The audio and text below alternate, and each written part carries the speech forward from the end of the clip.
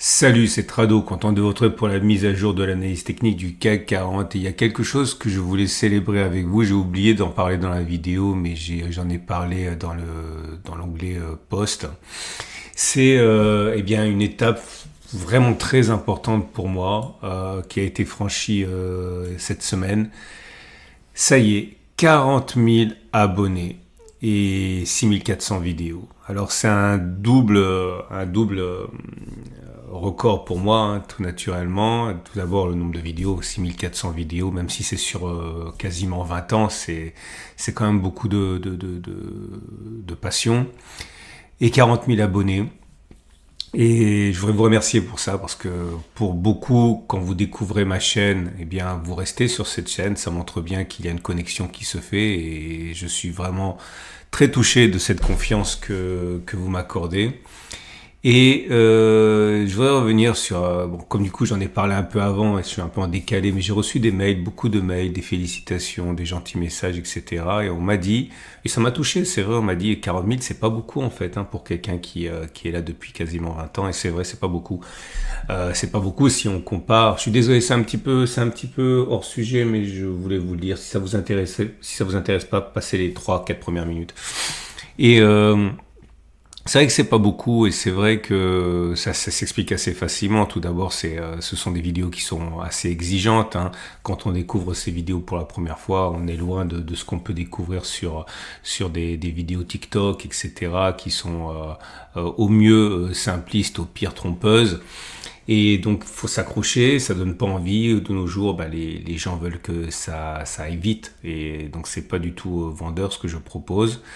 Deux, on m'a dit, hein, c'est pour ça que j'en parle, on m'a dit, Trado, tu vas faire plus de lifestyle. C'est intéressant. Oui, alors le lifestyle, c'est quoi? C'est quand vous allez sur des vidéos YouTube, généralement, trader, vous allez avoir des mecs qui partagent leur vie. Et c'est très bien, mais moi, j'ai rien à partager, hein. Donc, je peux pas faire du lifestyle. Ma vie est extrêmement ennuyeuse, simple et répétitive. Donc, voilà pourquoi je resterai sans doute un peu à la remorque, hein, et pourquoi je progresserai relativement lentement dans les nouvelles souscriptions. Mais c'est pas grave, c'est le chemin que j'ai choisi. Je voulais répondre à ces questions parce que c'est gentil, certains ont pris le temps de prendre leur plume, donc je voulais leur répondre publiquement. Donc merci, 1 pour les messages, 2 pour les félicitations, les encouragements, 3 pour la suggestion de faire les choses différemment, mais c'est pas possible. Mais du coup, je boucle je termine le petit aparté là. J'ai eu un message sur la dernière vidéo, pas très sympa d'ailleurs. Je suis pas là pour faire mon Calimero, mais c'est simplement pour vous expliquer une démarche. Un message un peu lunaire, c'était simplement pas assez de CAC 40. Voilà, pas bonjour, pas merci, pas s'il te plaît, juste pas assez de CAC 40.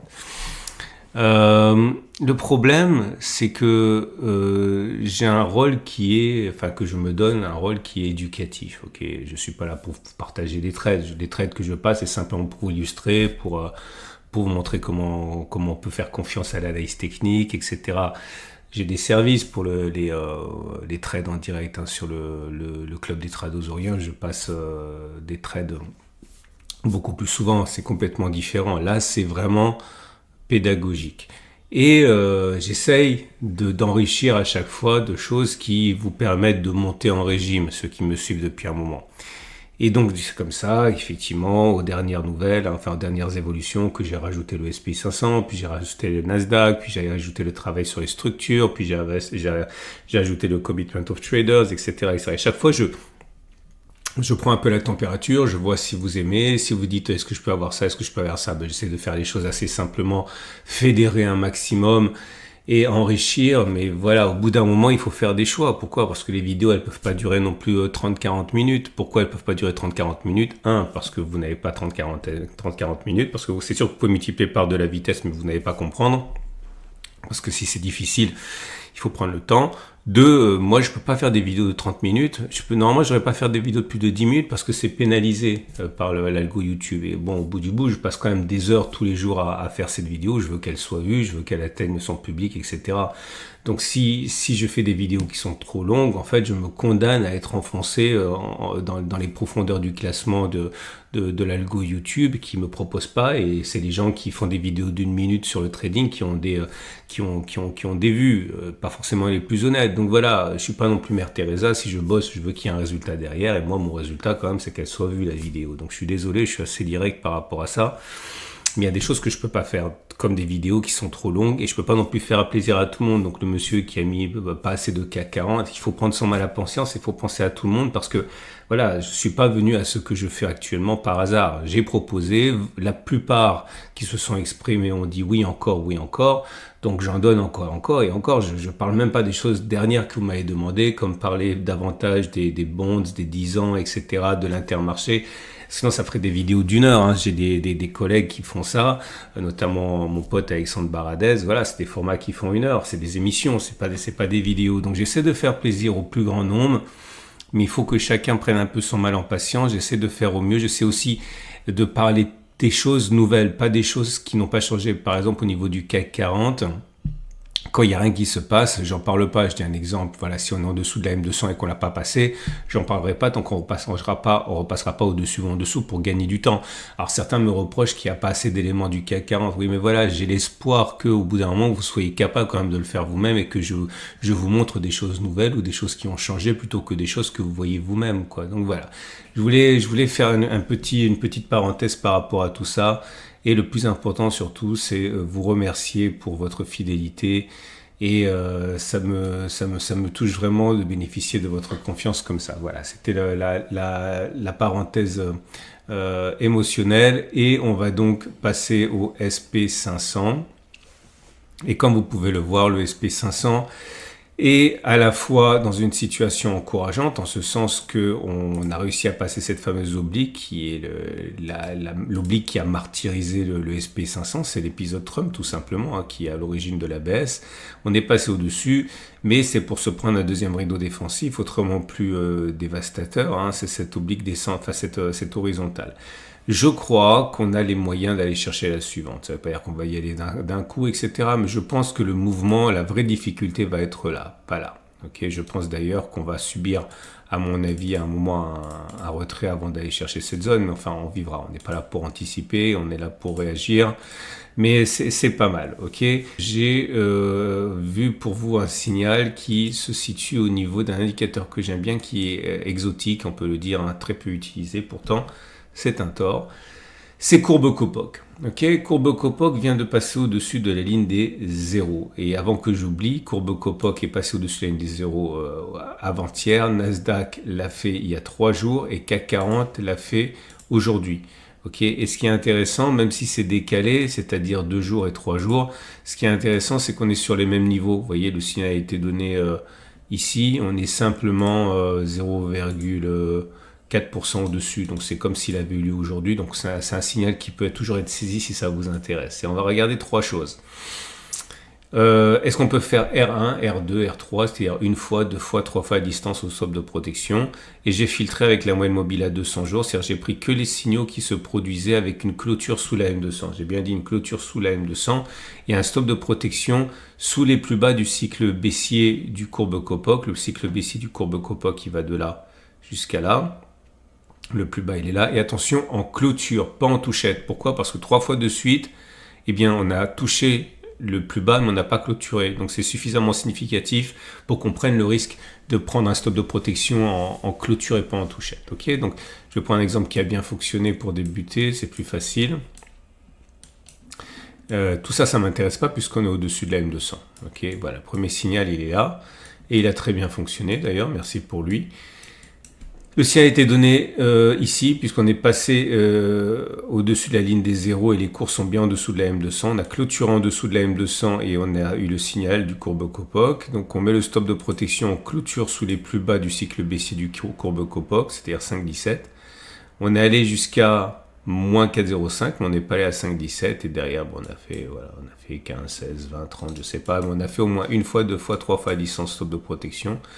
Comme ici, le sien a été donné sur cette bougie là, le stop de protection il était là et on a fait beaucoup plus. On a fait 5, 10, je sais pas, la distance stop de protection. Parfois ça fonctionne pas du tout, comme là, le sien a été donné sur cette bougie là et là le stop de protection a été en clôture ici. Et là, derrière, on est tombé comme une boule de pétanque. Boum, stop de protection déclenché ici. Et là, ça a fonctionné un petit peu. Ça, on a fait R1, mais pas R2 ni R3. Le sien a été donné sur cette bougie-là. Ok. Le stop de protection, il était sous les plus bas du cycle baissier du courbe Kopok, moins 6,81. On a fait au mieux 10. Mais derrière, on est venu toucher clôture en dessous du stop de protection. Donc, on a un vert de rouge. Bon, comme d'habitude, je suis obligé de le dire parce que il y a toujours des nouveaux. Mais voilà l'idée. Ok. Donc j'ai fait la chose, donc tout ça je m'en occupe pas parce qu'on est au-dessus de la M200, hein, ça m'intéresse pas. Regardez cette horrible série, 1, 2, 4 traits perdants d'affilée, immonde. Et regardez cette série là aussi à peine plus jolie, hein, très très moche. Voilà, je suis remonté jusqu'en 2000, ok, et ça veut dire 42 occurrences. Et au bout de 42 occurrences, on a les conclusions suivantes. Peut-on envisager d'acheter maintenant avec un stop de protection en clôture sous les plus bas ici à 13,05, donc viser R1 plus 13,05, ben c'est pas mal. Ça a fonctionné 24 fois et ça a échoué 18 fois, autrement dit 57% de taux de succès. Donc si on avait risqué 100 euros par trade, ça fait 24 fois 100, 2400. On aurait perdu 18 fois 100, 1800. 2400 moins 1800, ça fait 800. Enfin 600, donc c'est rentable. Enfin 600 ou 6000 ou 60 millions ou 6 dollars, c'est vous qui voyez, mais c'est l'idée. Est-ce qu'on peut envisager de viser R2, donc c'est-à-dire viser 13 fois 2, 26,10.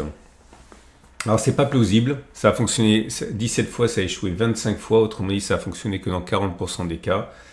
Mais on aurait gagné deux fois ce qu'on a risqué, donc 17 fois 200, 3400, moins 25 fois 100, 2500, 3400 moins 2500, c'est mieux, hein, ça fait 900. Mais c'est pas plausible, ça a fonctionné que 40% des cas. C'est-à-dire que c'est intéressant pour le trader, mais l'analyse technique dirait que c'est pas plausible qu'on y aille, quoi. Et est-ce qu'il est envisageable de viser R3, donc 13 fois 3, 39%? C'est là que c'est vraiment intéressant parce qu'il n'y a presque pas de déperdition. Ça a fonctionné 16 fois, ça a échoué 26 fois. Autrement dit, ça a fonctionné dans 38% des cas. Quasiment 40 en fait aussi. Mais là, vous gagnez 3 fois, 16 fois 300, 4800, moins 26 fois 100, 2600, 4800 moins 2600, ça fait 2200. Donc c'est super rentable au regard des 42 dernières occurrences. Mais voilà, il faut s'apprêter à avoir de très grosses séries perdantes comme on l'a vu sur le graphe. Donc pour faire simple, l'analyse technique vous dira qu'il est plausible que l'on continue de monter, qu'on aille faire R1. Il n'est pas très plausible que l'on fasse R2 ou R3. Il est plus plausible que l'on revienne à un moment ou à un autre faire touchette ici, hein, quitte à même faire ça, quoi. Ok, mais enfin, on ne peut pas déduire des choses qu'on n'a pas prouvées, mais vous avez compris l'idée. Donc, c'est intéressant. Attention, je l'ai dit, hein, ça s'est produit sur le Nasdaq et le CAC 40, mais je ne l'ai pas testé. Enfin, si, j'ai testé sur le CAC 40. Reportez-vous à l'Almanach. On l'a déjà testé plusieurs fois l'année dernière. Ok. Donc, ce qui nous amène au trade. Je vais faire maintenant les trades actif par actif parce que il y a moins d'aller-retour. Donc, si vous êtes haussier sur le SP500, eh bien, vous pouvez faire ça, hein. Donc, stop de protection, vous l'avez compris, en clôture en dessous des 4824. Si vous êtes baissier, moi, je pense que spéculer à la baisse ici, c'est possible, hein. Parier sur un retour sur les plus bas ou au moins complément du gap ici, vous pouvez viser ça. Stop de protection serré. Mais j'aurais tendance à éventuellement attendre que l'on vienne ici ou alors entrer en deux fois, mettre un stop de protection large, entrer un peu ici, entrer un petit peu là, stop de protection global au-dessus de la zone et puis aller par exemple viser un comblement du gap, c'est pas mal, ça se tient on va dire, hein. Maintenant, si vous êtes plutôt sur le Nasdaq, alors bien sûr, il faut prendre la peine de backtester le signal Kopok, hein. Si vous n'avez pas courbe Kopok, vous le trouverez dans la plateforme de mon partenaire PRT, c'est gratuit, vous avez un lien en dessous de la vidéo parce que c'est assez exotique, hein, vous ne trouverez pas partout ça. Regardez, c'est vraiment son jumeau, hein. Si vous êtes baissier, eh bien vous pouvez spéculer un peu ici, spéculer un peu là. Stop de protection large ou alors simplement un stop de protection serré. Pareil sur un retour sur les plus bas ou simplement le comblement du gap, hein. C'est pour ça que ça c'est intéressant de regarder quand même un petit peu les fondamentaux et d'avoir un biais, qu'il soit haussier ou baissier. Si vous êtes haussier, bah, vous avez cette idée, hein, du courbe Copoc, hein, que j'ai mentionné. La situation est exactement les mêmes, hein, tendance baissière, et puis on est sur une zone de support, donc on peut totalement envisager que le retour sur les plus hauts soit dans les tuyaux, hein. Vous pouvez même d'ailleurs faire que ça, hein, dire voilà, je considère qu'on a fait les plus hauts, je vise les plus hauts à plus 13, je mets un stop de protection en dessous ici. Bon, le ratio gain risque il est inférieur à 1, mais c'est pas très grave, hein. Si vous avez raison beaucoup plus souvent que vous n'avez tort, c'est jouable, hein. On va regarder maintenant regardez le CAC 40. J'ai envie de dire que c'est pareil, hein, si ce n'est qu'on n'a pas la même difficulté en face de nous et on a plus de chemin à parcourir à la hausse. Je pense qu'un retour sur la 70, 75, 77, 85 est envisageable. Maintenant, dans l'immédiat, si on a un biais qui est haussier, le problème c'est le stop de protection, parce que si vous visez cette zone-là, par exemple, avec un stop de protection sous le gap, ça fait beaucoup de gaps et ce sont des gaps communs, donc il y a des chances pour qu'on les comble rapidement. Moi, j'aurais plutôt tendance à jouer la sécurité. Il y a des gaps, lorsqu'on repart vers le haut avec force, après une grosse attaque baissière, les gaps sont laissés ouverts, hein, très souvent. Je vous ai montré déjà ça, il y a plein de gaps comme ça. Lorsqu'il y a des grosses attaques baissières, on laisse les gaps ouverts et on retourne sur les plus hauts tellement c'est violent, vous voyez. Là, par exemple, lorsque ça c'était Covid, on laisse les gaps ouverts. Faut pas croire qu'on comble tous les gaps, je vous le dis tout le temps, hein. C'est une idée reçue. On comble la plupart des gaps, mais pas tous les gaps. Donc, l'idée, ça serait de soit on met un stop de protection très large en dessous, soit on se dit que voilà, ça c'est ce genre de gap qui ne sera pas comblé. Donc, vous visez un retour sur les plus hauts, vous visez ou alors les plus hauts intermédiaires, stop de protection sous le gap là, en partant du principe qu'il ne sera pas comblé. Si vous êtes baissier, vous avez la possibilité de spéculer à la baisse en prenant pour stop de protection cette zone de résistance. C'est une zone de support qui a été cassée, qui a donc changé de polarité. On peut envisager de faire ça. Ou alors vous attendez qu'il y ait un signal et vous le backtestez, et puis c'est totalement possible. Quant à moi, je ne change rien, hein. J'ai acheté ici et je prendrai des profits partiels si on y va dans la zone des 78, 75, 77, 85. Ok, voilà, c'était un petit peu long. Passez-moi le terme, je galère en ce moment à trouver un format qui soit pas trop long, et j'ai du mal parce que je veux tellement faire de choses. Et là, je parle pas des choses qui n'ont pas changé, ok, mais je dis quand même au passage que Bitcoin est monté, que le yen a baissé, que le franc suisse a baissé, et ça veut dire que les gens ont envie de risque, hein, parce que Bitcoin c'est typiquement l'actif risk on, on achète quand les marchés sont confiants et il baisse lorsqu'on est en risk off. Or, il monte actuellement. Le dollar l'or est assez fragile en ce moment. Ça montre bien également qu'on est en risk off, c'est-à-dire que les gens n'ont pas envie d'or, ils veulent prendre du risque. Et le franc suisse et le yen japonais sont également en train de baisser, ce qui montre bien que on a envie de prendre des risques, ce sont des valeurs refuges, et on rejette les valeurs refuges justement actuellement. Donc ça voudrait dire que même s'il y a une baisse, normalement c'est assez intéressant. Bon voilà, pas le temps d'en dire plus. Merci pour votre fidélité une 4e fois. Et vous avez la vidéo sur l'or qui vous attend justement par transparence. À demain pour la mise à jour.